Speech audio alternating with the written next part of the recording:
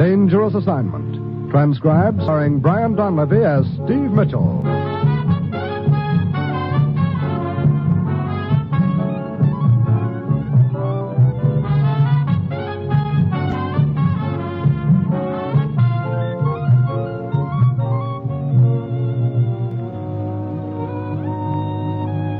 Yeah, danger is my assignment. I get sent to a lot of places I can't even pronounce. They all spell the same thing, though, trouble. But when I walk into the commissioner's office, I don't realize this assignment's going to wind up with me getting the best Christmas present I've ever had, right while I'm staring down the barrel of a gun.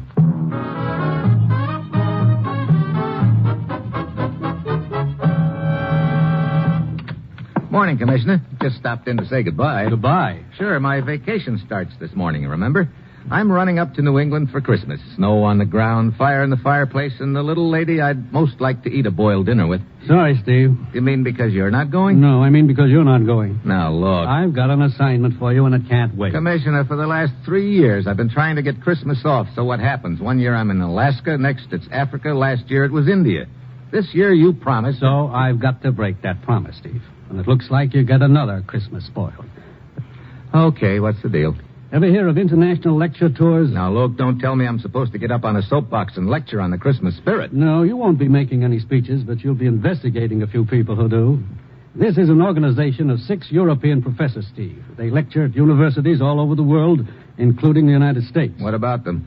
We've had our eye on them for quite a while. We've suspected that one of them was using his lectures as a front. That actually he's picking up secret information from contacts in this country and taking it back to Europe with him. Which professor is it? We don't know, but Dr. Gerber does. He's one of the professors, and he's waiting down the hall to talk to you. Find out what you can from him, Steve, then go anywhere and do anything necessary to smash this spy ring. And, incidentally, try to have a halfway decent Christmas. Well, that's it. You've got your assignment. Merry Christmas.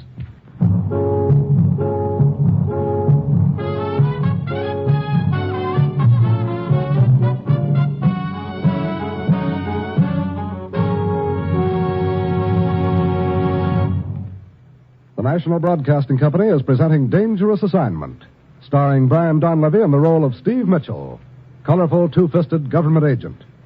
At all those places of the world where danger and intrigue walk hand in hand, there you will find Steve Mitchell on another dangerous assignment.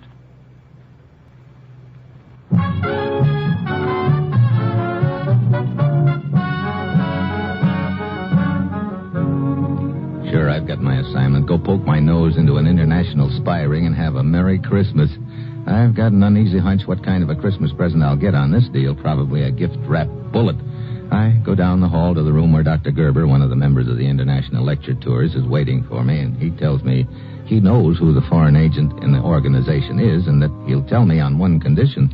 I must have protection, Mr. Mitchell. Oh, it's no problem. You're safe in this country, Dr. Gerber. You don't understand. I don't mean protection for myself. What? Here, this picture. Little boy. Yes, it's my son Kurt, 10 years old. He's the one you want protection for? Yes. I know only too well the measure of retaliation which might be employed against the boy if I were to reveal the information I possess. Okay, so we got a bodyguard for him. But Kurt's not with me. He's in the school in Stockholm, Sweden. School run by an Englishman, Dr Wakefield. I had to leave Kurt there. His mother passed away 3 years ago, and he has no other relatives. Well, we could have somebody from our consulate there pick him up. No. I'm sorry, that's not good enough. Kurt is registered under his mother's name at school. In school. No one must know his true identity until he's absolutely safe. I see. Okay, Dr. Gerber, I guess I'd better hop over there and get your boy myself. Oh, that's what I hoped you would say, Mr. Mitchell. When you return with Kurt, I'll give you the name of the head of the spy ring.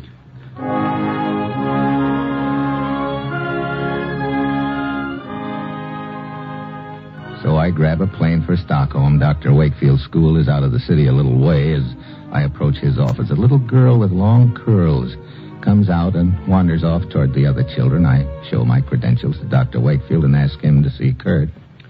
Mr. Mitchell, Kurt has disappeared. What? Yes, that little girl who just left my office was Ilse, a playmate of his. I've been questioning her, but she has no idea where he is. I'm worried sick. When did he disappear? I'm not sure, really. What do you mean? Well, last evening, a woman came to see Kurt. She told me she was his aunt. Kurt's father told me Kurt had no other relatives. But how was I to know that? She said she was his aunt, and I saw no reason to doubt her. Go on. I sent her to his room. I believe she left when regular visiting hours were over. That would be at 9 o'clock last evening. What do you mean you believe she left? Aren't you sure? Well, as a matter of fact, I turned in rather early last night. Had a splitting headache. Sounds like a pretty careless way to run a boarding school, Dr. Wakefield. I resent that, Mr. Mitchell. Ordinarily, I exercise the greatest of care and supervision. But with this headache I had, I was obliged to go to bed. I see. And you don't have any idea when Kurt actually disappeared? No. All I know was that he was missing this morning. Oh, great. I haven't telephoned the police yet, but I think I'd better right now. No, wait a minute. But it seems obvious. The boy's been kidnapped. If he has, I think it's to ensure somebody will keep his mouth shut. That means he's safe as long as the kidnappers don't feel any pressure on them. No, this has got to be done undercover. Let me see what I can find out. Very well, if you think it best that way, Mr. Mitchell. Incidentally, are you familiar with an outfit called International Lecture Tours? Why, yes, they have an office here in Stockholm, on Drottningsgatan, I believe. Oh, well, never mind. I'll find it.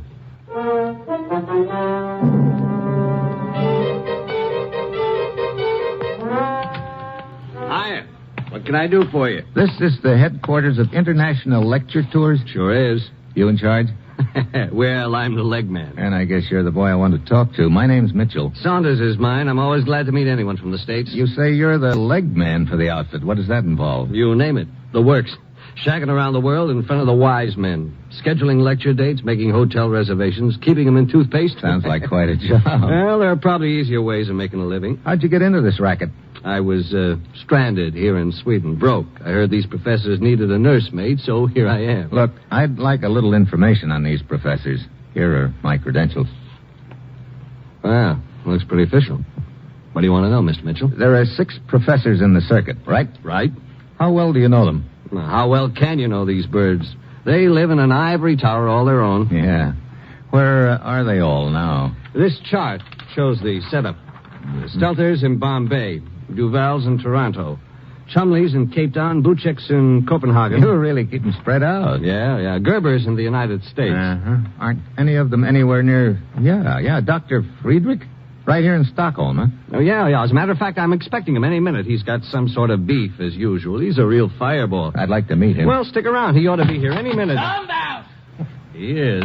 Saunders, what kind of a booking agent are you? That's a good question. How many times have I told you I must not have left the hotel room? Now, just take it easy, Dr. Friedrich. And Take it easy, he says, and that Dumkop upstairs with his clump all night while I work on my lecture notes. How much could a man stand? Well, there, you've got me. If you'll just relax. And why you scheduled me in Stockholm this time of year when you know I would rather be in the United States? I did that because you and Dr. Gerber don't seem to get along too well, and I like to keep you apart. How come you don't get along with him, Dr. Friedrich? Because the theories he bleps about in his lectures, they are incorrect. They contradict my theories. What business is this of yours, young man? This is Steve Mitchell, A newspaper reporter, Dr. Friedrich. Mind telling me where you were last night? Working on my lecture notes. But that clump overhead, how could a man work? You know, that's funny. Funny, he says. It's an outrage. Well, I mean, I called your hotel about a lecture date last night, and they told me you were out. Oh? Well, yes, I had forgotten. I had an engagement for a while. Was she nice? Nice she was. Well, see here, this none of your business. Saunders, I leave you with 2 words. Get me better rooms with no drift and no clump overhead, or I quit the tour. Goodbye. So now you've met Dr. Friedrich. Yeah, I sure have. Well, I'll check with you later, Saunders.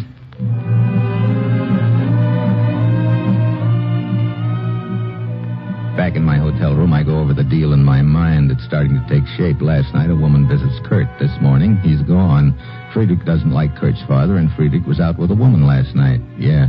On the surface, the pattern looks good, but I've got an uneasy feeling it could fall apart as fast as a smoke ring in a draft. Yeah? This is Saunders, Mitchell. I got an item you might be interested in. Shoot. Well, not 5 minutes after you left the office, in waltzes Dr. Buchek. Wait a minute. Buchek's supposed to be in Copenhagen. That's right. So I asked, how come? What'd the good doctor say? Just something about being tired. When did Buchek arrive? There you got me. You want the address? Yeah. Strand Hotel. Okay, thanks, Saunders. I think I'd better go over there and give Dr. Buchek the double check.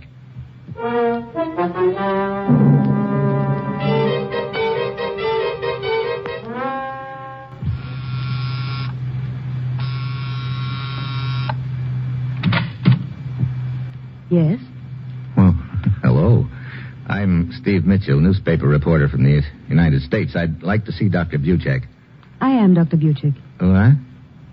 You seem surprised. I am. I thought Dr. Buchek was a man. Oh, I'm sorry to disappoint you. This is a disappointment. Come in, please. What can I do for you, Mr. Mitchell? I understand you canceled your lecture tour suddenly and returned here to Stockholm. Yes, I wish to spend Christmas with my friends. When did you get in? My plane landed this morning. Not last night. But of course not. I just told you You also sure you weren't out at Dr. Wakefield's school last night? I've never heard of the place. See here, Mr. Mitchell, I'm quite certain that you're not a newspaper reporter. I'm also quite certain that my activities are none of your business. Well, thanks for the interview. I can check up on your arrival time, you know. Please do.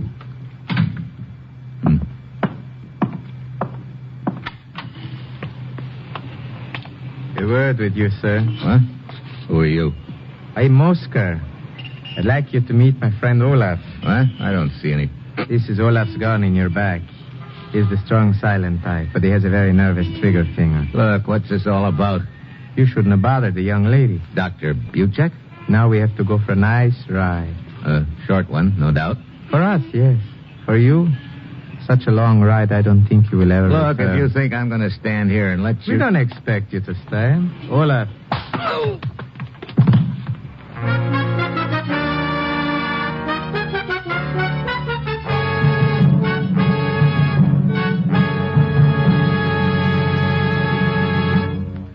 Steve Mitchell will continue his dangerous assignment in just a moment. Now back to Dangerous Assignment and Brian Donlevy as Steve Mitchell.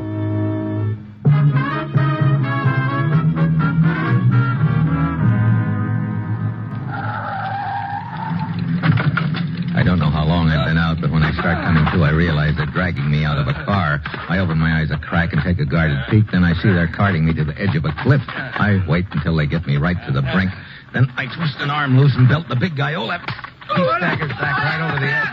Oscar yanks at his gun in his pocket, but I flatten him. I run to the car, jump in and dig out along the road which runs near the edge of the cliff. So far, so good. Then I hear the shots. I twist my head for a quick look. Oscar's gotten to his feet and is pumping lead after me. Oh, his next shot scores a bullseye on one of the tires. The car slews around and starts careening towards the edge of the cliff out of control. I manage to get the door open and dive out just as it goes over the edge.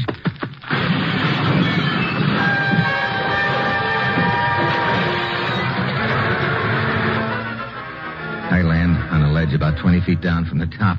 Lie there in the brush just as the car bounces down to the bottom and bursts into flames. After a few moments, Oscar sticks his head over the top of the cliff and looks down at the burning wreck with a big grin on his face.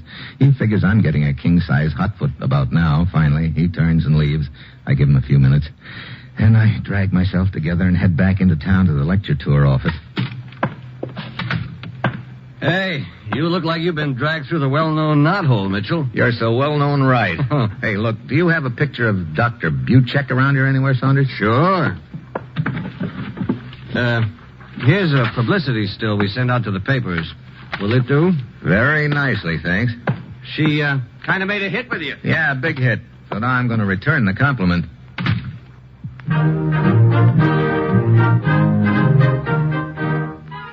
I'm so glad you came, Mr. Mitchell. Something has happened that you should know about. What is it, Dr. Wakefield? You remember I told you a woman posing as Kurt's aunt came here to the school to see him the night before last. Sure, the night Kurt disappeared. What about it? That same woman was back here this morning. What? Yes, not an hour ago. I wasn't in my office at the time, but my secretary told me this woman inquired about Kurt again. Wait a minute. That means they don't have Kurt.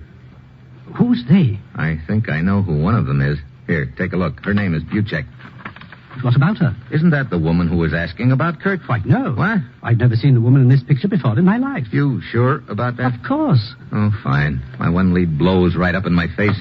Come in. Oh, Hugo. Hello, Horace. Well, Dr. Friedrich. Huh? Oh, the nosy reporter. Yeah, I gather you were expecting him, Dr. Wakefield. Of course. Hugo and I are old friends. He drops in for tea and chess. Yeah. So, it's your move, Horace. No, I guess it's my move, gentlemen. I go outside and I'm really stumped. I've got to find Kurt and find out who's behind the deal, but I'm fresh out of Leeds. Then, as I'm walking through the school grounds, I spot the little girl with the curls, Ilse, Kurt's playmate. She's just slipping out a side gate with a little package under her arm. A sudden hunch hits me and I follow her. She takes off through the woods and then down the road. I keep out of her sight. Finally, she disappears into an old deserted barn. A couple of minutes later, she comes out empty-handed. I wait until she's out of sight, then I go into the barn. There's a blonde kid sitting in a feed box, munching on a sandwich. Hello. Hello, Kurt. Did you come to help me? Yeah, My father sent you? that's right. That is good. I've been praying for help. I knew it would come. Oh, yeah? What happened, Kurt? A woman came to see me at the school. She tried to make me go away with her.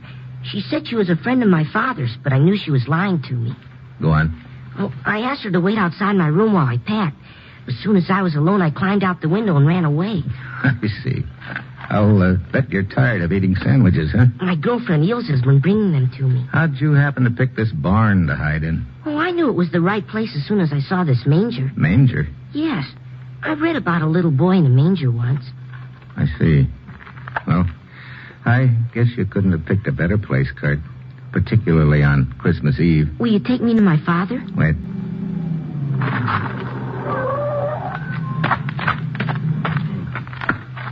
Hey, two guys. Oscar and... Well, what do you know? So I finally find out who's my boy in this deal when it's too late. It's never too late. It will be if I can't come up with something real fast. My eyes flick around the barn looking for something, anything. Kurt is on his knees in the manger praying. Then I spot a light bulb dangling from the end of a wire. I yank the wire loose from the bulb and trail it behind me, holding it in my left hand by the insulated part. Then I lean against the stall Kurt's in and just wait. I take a quick look at him. His eyes are closed and his lips are moving a little.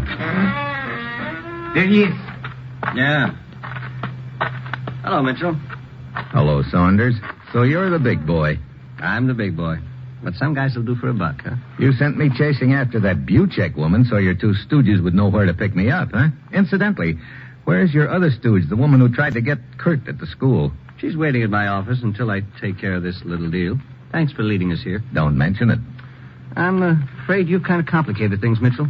Originally, I was going to grab Kurt and keep him so Gerber wouldn't spill about me. But now you know the deal, so that means I got to get rid of both of you. I'm sorry. That's the way it is. His gun starts swinging in my direction. It's now or never. I whip the electric wire out from behind my back and lash at his gun with it. A sort of blue flame wraps around the gun. Saunders drops it and grabs his hand. I give him a fist. Oscar dives for the gun, but I'm waiting for him. I tie the two of them up with their belts. Then I turn to Kurt. He's still sitting in the manger, looking at me calmly. Is it all over, Mr. Mitchell? It will be as soon as we pick up Saunders' girl at the lecture office. I prayed that something would happen to deliver us. It happened. Well, you see, I sort of made it happen, Kurt. Did you? I prayed for a bolt of lightning, Mr. Mitchell. Well, I guess you could call that electric spark a bolt of lightning, but it was man-made lightning. Was it? How did you happen to think of it? Oh, I guess I just sort of... Well, I mean, I saw the light. Yeah, I guess I sure did. You see? Yeah. Yeah, I see. I'm the last guy in the world to argue the point, believe me. Funny. I was the one who was screaming that my Christmas was spoiled. Thanks, Kurt. For what? For one of the best Christmases I've ever had. Come on. You're going home to your father.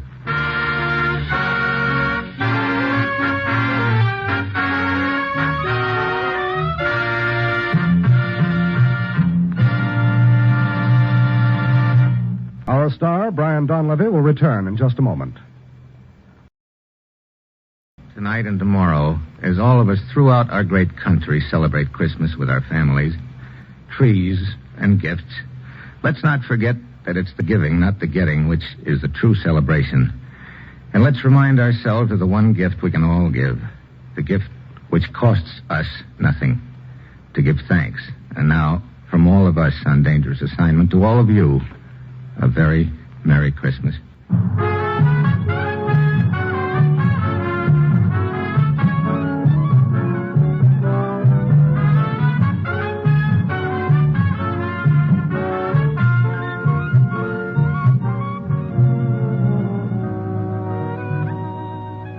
This is John Storm speaking and saying be with us again next week at this time for another transcribed dangerous assignment. This is NBC, The Night Before Christmas.